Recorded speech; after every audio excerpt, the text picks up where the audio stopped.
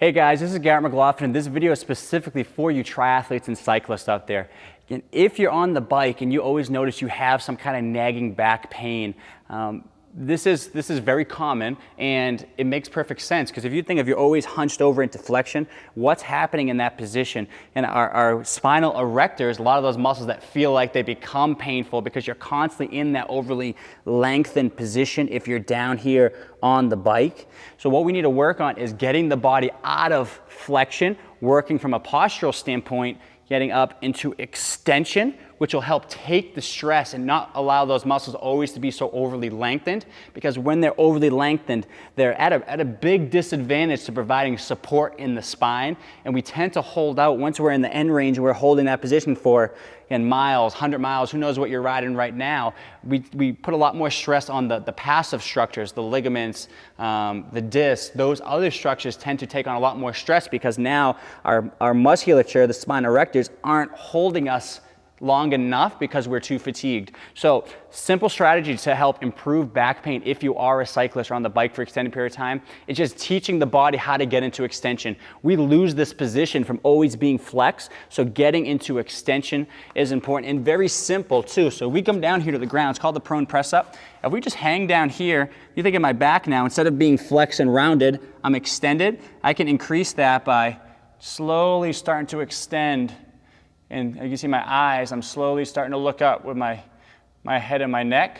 I'm putting a little extension into the spine. This is a range of motion that you need to explore and get into a lot more, whether it's before or after you get off the bike, get on or off the bike.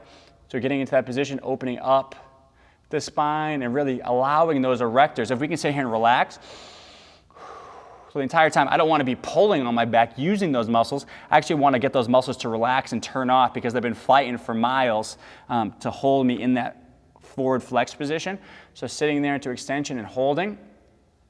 After that, once I teach the spine just how to get into proper extension, because you'll notice when you do other exercises, you'll almost commonly be in this flex position. So we need to learn how to find extension first, and then from there we can build strength and endurance. So the more strength or endurance those spinal erectors have that run right along the vertebrae to keep you back in this position, the more resistant to fatigue they will be. So a simple strategy here, a lot of people have heard of the Superman exercise. Again, not my favorite exercise because if we're lifting arms and legs at the same time, we create tons of compression at the lumbar spine.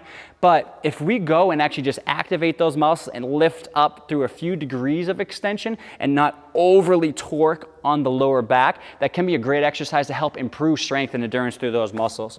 So just to show you here, wherever you want to put the hands, I like just grab my right by my side or put them near my head. Then I'm just going to slightly lift up and engage, even through the upper back. So if you think of, I'm not just trying to extend my rib cage off the ground and use my lower back. I'm going to lift up, engage, and then upper back. I'm just a little bit going to look forward. And I'm going to engage those muscles. I'm going to hold 30, 60 seconds. I'm going to rest. And I'm going to do that a couple times just to build strength and endurance through the erectors. At all times when I hold that, I really want to focus on my hips as well. Because our hips are extensors, we can activate the glutes and then go into a little bit of extension. I don't want to just use the spine. I like to use the hips a little bit. We'll offset a little bit of that pressure at the lower back. And I'm going to hold that position for as long as I need to. So those are simple strategies. If you're noticing you're experiencing a lot of fatigue, a lot of tightness, a lot of wear and tear on the back, trying these positions, getting into extension because you've been in such a prolonged state of flexion can be valuable, but I always recommend, again, finding out what that root cause is first. Do you have any structural issues at the spine that's causing this pain? Or do we just need to work on getting out of that position that you're sitting in for an extended period of time, building strength and endurance and improving mobility in the spine?